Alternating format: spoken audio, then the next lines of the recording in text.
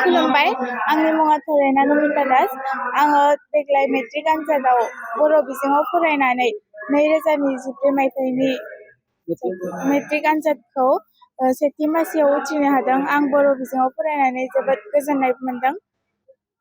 आंनि पार्सेन्टआ 61.33। मा स्कुलाव फरायदों? तामुलपुर हाई सेकेन्डारि स्कुलाव फरायदोंमोन आङो। नोंथाङा आयाव माबाफोर गोनो गोथो जादोंमोन? जायाखै सार। माबायदि मोजाङानो नांदों बर' बिजोङाव फरायनानै। बुहुत मोजां नांदों सार।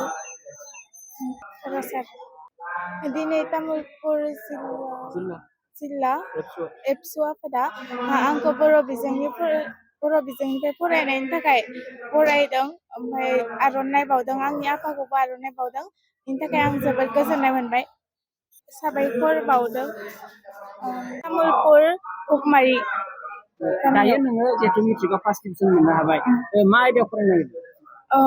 बर' आयदायाव माने कमार्स।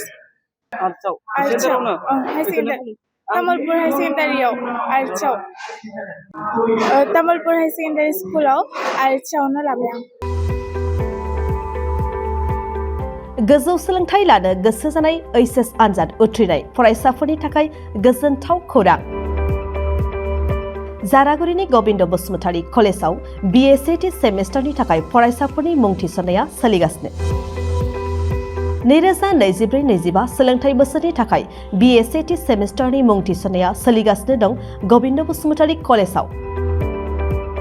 बड'लेण्ड मुलुगसोलोंसालिजों गनायथि जानाय क'क्राझार जिल्लानि गसाइगाव महकुमानि सिङाव थानाय जारागुरिनि गबिन्द बसुमतारी कलेजआ फरायसाफोरनि थाखाय एसेल' फिसावनो फरायसाफोरनि थाखाय मुं थिसननाय खाबु लानानै फैदों।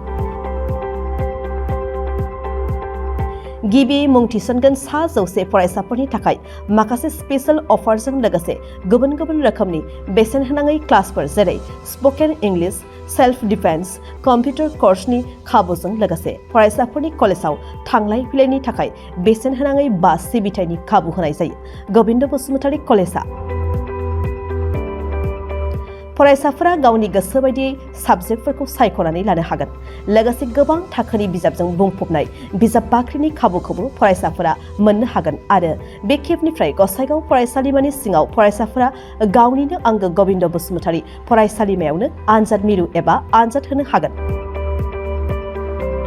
बेनिखायनो गोदानै ओइचएस आनजाद उथ्रिनाय फरायसाफोरा गबिन्द बसुमतारी फरायसालिमायाव बाङाय बेसेनावनो एडमिसन लानानै गोबां खाबुफोरजों गोजौ आरो गोग्गो सोलोंथाइनि खाबुखौ लादो। बांसिन मिन्थिनो थाखाय 9101784754 7002271929 97066808778 मबाइल नम्बराव फोनांजाब खालामदो।